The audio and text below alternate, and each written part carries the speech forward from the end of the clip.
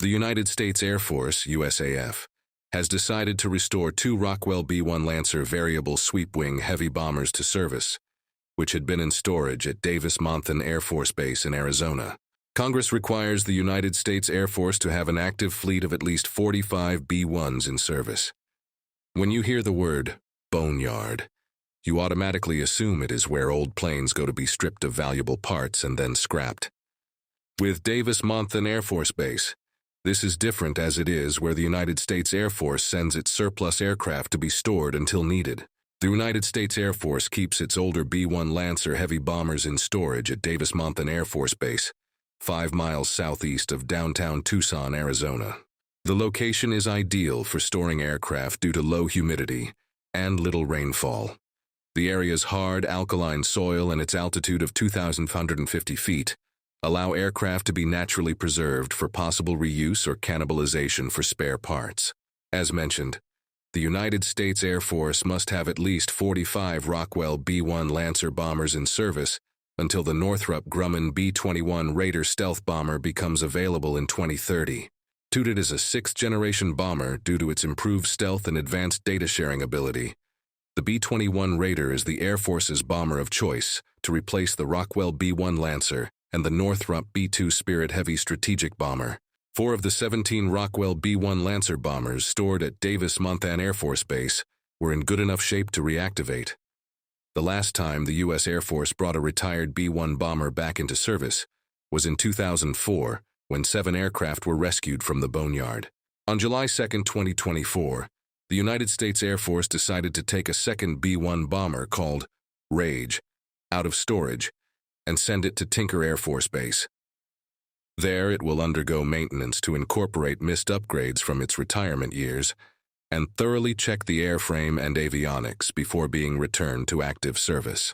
In 1955, the United States Air Force began looking for a new supersonic bomber that combined the range and payload of the Boeing B-52 Stratofortress. In 1957, the United States Air Force selected North American Aviation's B-70 Valkyrie for the job. The flaw in the Air Force's strategy was that the Soviet Union had developed surface-to-air missiles that could shoot down the B-70 Valkyrie. The ability to shoot down high-flying jet aircraft was demonstrated in the May 1, 1960, downing of an American U-2 spy plane piloted by Gary Powers. Now looking to change its tactics, the United States Air Force decided that for its bombers to be successful, they would need to fly at low altitudes and use the terrain to help them avoid detection by radar. This switch in thinking made the B-70 Valkyrie obsolete, as at a low height, it was only slightly faster than the B-52, yet lacked the B-52's range. In 1961, the United States Air Force completed a subsonic low-altitude bomber, SLAB study, and an extended range strike aircraft, ERSA study, because the United States Secretary of Defense Robert McNamara preferred the Intercontinental Ballistic Missile, ICBM, over building an expensive new bomber. All plans were shelved. In 1969, during Richard Nixon's presidency, the program was revived with North American Rockwell beating Boeing and General Dynamics with its swept-wing supersonic design. The B-1 program was again canceled in 1977 after President Jimmy Carter called it a wasteful use of taxpayer money. During his campaign to become president, Ronald Reagan constantly talked about how Jimmy Carter was weak on defense, citing the cancellation of the B-1 bomber. After Reagan took office, the B-1 was revived, and the USAF ordered 100 aircraft. Despite making its maiden flight on December 23, 1974, the B-1 did not enter service with the United States Air Force until October 1, 1986.